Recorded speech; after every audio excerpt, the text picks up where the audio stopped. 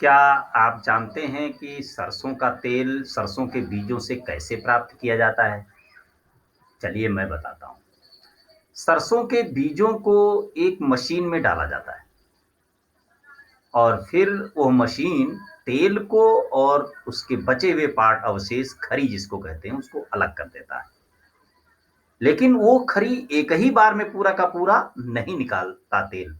वो मशीन उस खरी को दोबारा फिर उसी में लेती है और फिर से ये प्रक्रिया 3-4 बार चलती है।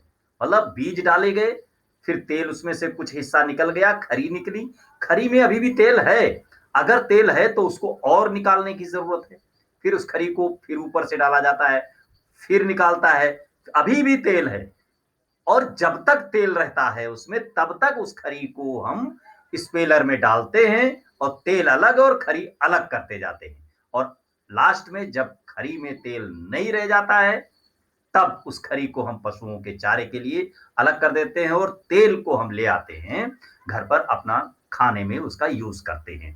तो ये प्रक्रिया है। तो आइए इसी पर देखिए यहां से ये एक और रास्ता निकला कि जो हम खाना खाते हैं और जिस लिए खाते हैं, क्या उसकी वो चीज़ पूरी की पूरी हम अवशोषित कर लेते हैं? मेरी बॉडी पूरी-पूरी कर लेती है?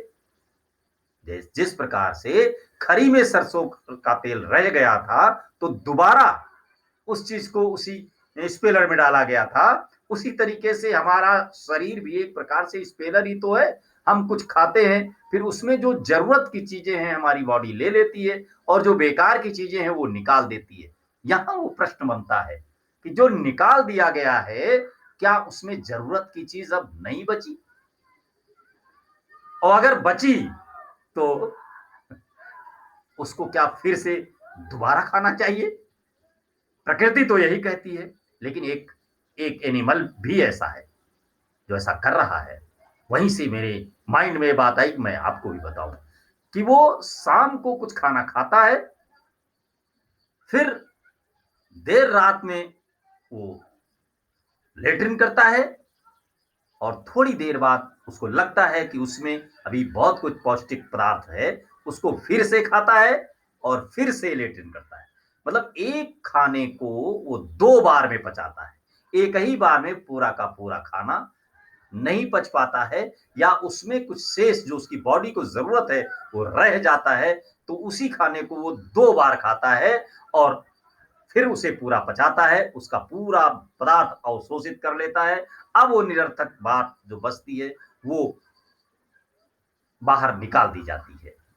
कितना अच्छी जानकारी है। अब आपको ये बताना है कि वो कौन-सा एनिमल है जो ऐसा करता है।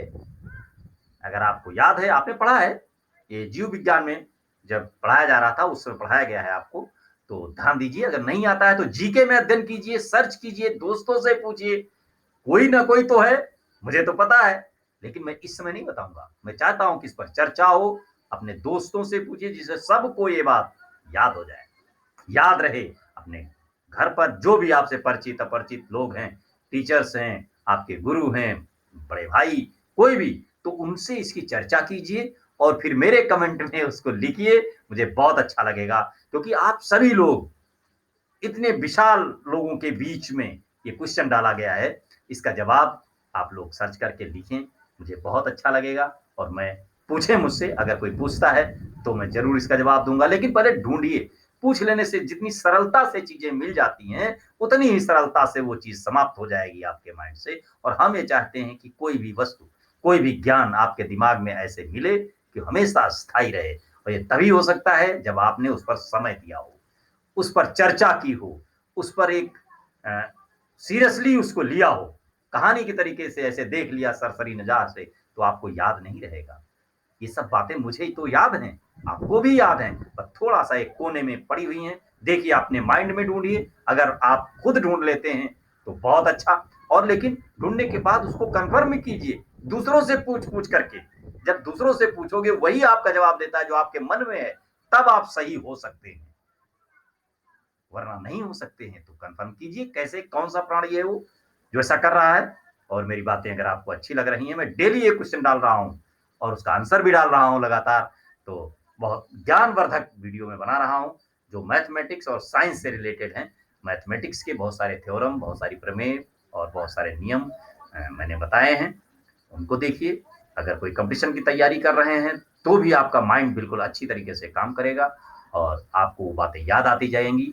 आप फ्री समय का यूज़ कीजिए। अपना मूल्यवान समय जो कर रहे हैं, वही करिए। जब आप फ्री हों, 2-4 मिनट के लिए टाइम पास करने का मूड हो, तो मेरे वीडियो देखिए, आपको अच्छा लगेगा। सब्सक्राइब कर लीजिए मेरा वीडियो, रोज़ आपको एक वीडियो मिलेगा और ज्ञानवर्धक मिलेगा, आपके काम का मिलेगा। धन्यवाद।